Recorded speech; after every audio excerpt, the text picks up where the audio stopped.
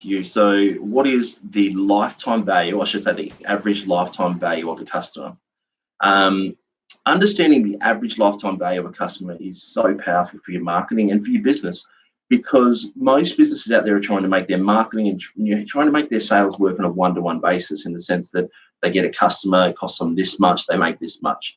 And the problem with that, it's getting so much more competitive that if you don't understand how you're making money on the back end from these customers, you don't understand what a customer's worth to you over the lifetime on average, then it makes it really hard to compete. So obviously going back to that profit quadrant in, I think, video 2 or 3, where we talked about the 4 ways of getting more customers in, getting them to spend more and then getting them to spend more often. That's really how you monetize the back end of of your customer sort of cycle, and you increase the upfront average lifetime value. So what is the average lifetime value? The average lifetime value is what the average sale is worth you on the front end when you factor in all the back end sales, so the repeat business. Because we all know that in every business, we've got customers who buy from us once, some who buy us from twice, some who buy 3 times, 4 times, some who buy upsells, and some who buy different products from us. And so when we pull all that together and we divide that by the average number of initial sales, that gives you the average lifetime value of that first transaction, because each customer is actually worth more to you than what they're actually paying you that first time. Because whilst we don't know which customers at the front end will go on and spend with you multiple times, by working it out as an average, it enables you to control your costs on a marketing perspective and even a business perspective, by knowing that first transaction on average is worth more to you than that one-to-one value. So I'm going to just bring up a document in front of me now, just to help sort of articulate this a little bit better. I've done the math ahead of time, because I don't want anyone watching this thinking that I'm some kind of mathematical genius and I've just, I'm saying all this off the top of my head. I assure you there's a chart in front of me that's breaking this down. So let's say, for example, you are selling a widget and you're making $100 per transaction, okay? Now, if you sell 10 people a widget at $100 and you divide that by the thing, you get $100. So your average transactional value is $100 up front. Now, let's say that 5 of that first 10, okay, so half of the people went on and bought that same widget or another $100 widget.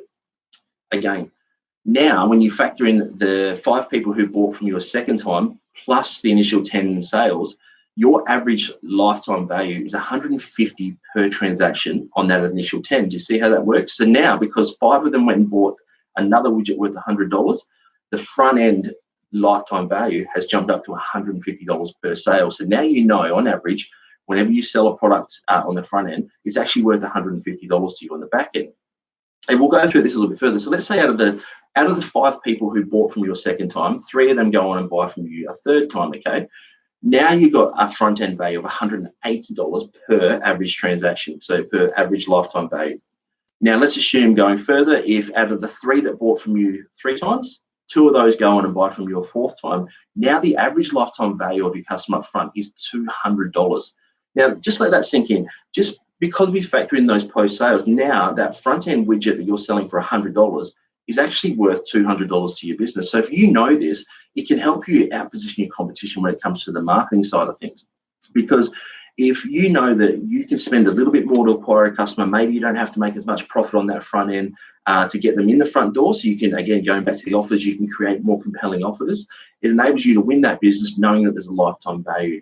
For instance, if you're in the hairdressing space, like if you're trying to win a customer in that space, that's a reoccurring revenue ultimately for the lifetime of the customer. If you do a good job and you build that loyalty, you can win a customer today that pays you thousands of dollars over the next 10 years. So understanding this will help you break down where you're spending your marketing, what you're giving away up front, and making sure that you're still making profit on the back end.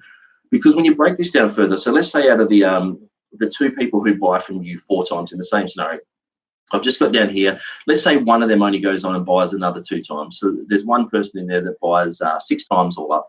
That means the average lifetime value on the front end is $220.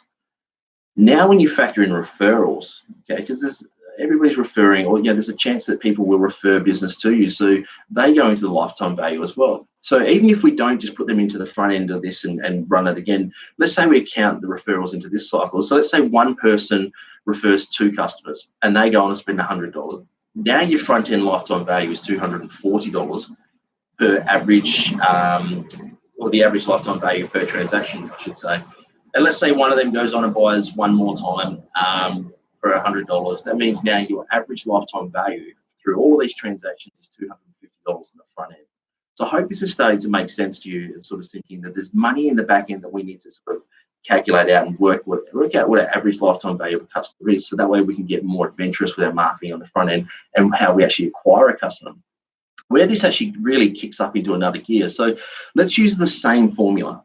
Okay, so that lifetime value was talking about getting people to repeat buy with you, but what about with upsells? Okay, so let's say that on that first 10 transactions, let's say you've got an upsell widget. So your first widget's $100, and now you've got an upsell of $50 that you're offering people. Let's say out of those first 10 customers, that 4 of them go on and buy the $50 upsell. Now your average value of that transaction on the front end is $120 per customer.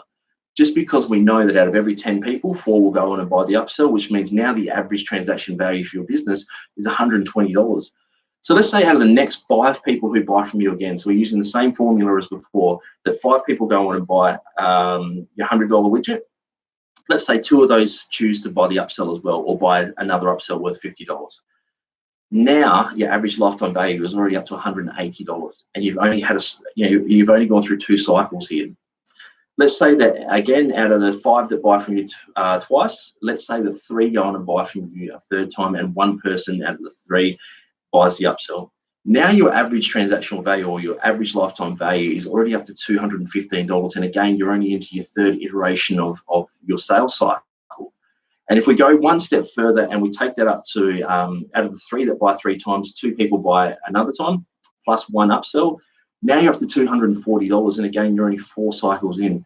And so you can see the effect and benefit of upselling people, and getting recurring sales back in your business, because by doing that, it enables you to actually increase the front end value of every customer on average. And therefore, you're making more money on the long run. You can be more adventurous. You can push your competitors around a little bit more with your marketing on the front end, because we know if they're trying to make their marketing work on a one-to-one transaction, so if they're trying to make their marketing work around a customer is worth $100 to them, and we know that a customer's worth $250 to us, then we know that we can go and we can effectively outposition and outbid them in the marketplace and win more people into our organization. And then we just build that back-end funnel from there. So sit down and start to think about your average lifetime value of a customer. I know this is not an easy thing to do by any stretch, but what I'll say is even having an idea will get you, I guess, put you in a lot stronger position than not doing this at all. So just sit down and start to think about, okay, out of every 100 people, look at your books over the last 12 months, last 3 months, start in a shorter window if you need to, but just start to try and map it out and start to figure out, okay, what's a customer really worth in my business? So I hope this video was helpful, and I hope this sort of series of videos that I've put together is helpful. I'm going to be sending this out to you all, so that way you've got all my customers or my clients I'm talking about here. So that way, when you're going through your marketing brief, you've got a bit of a video there to help understand what every sort of section's about. But I'm going to be joining you each day for a new marketing tip, and I'm going to try and get on and do these live podcasts or live videos as often as I can to give you as much information to use in your own marketing in a nice and easy, digestible way. So thanks for watching, and I hope you have a good day.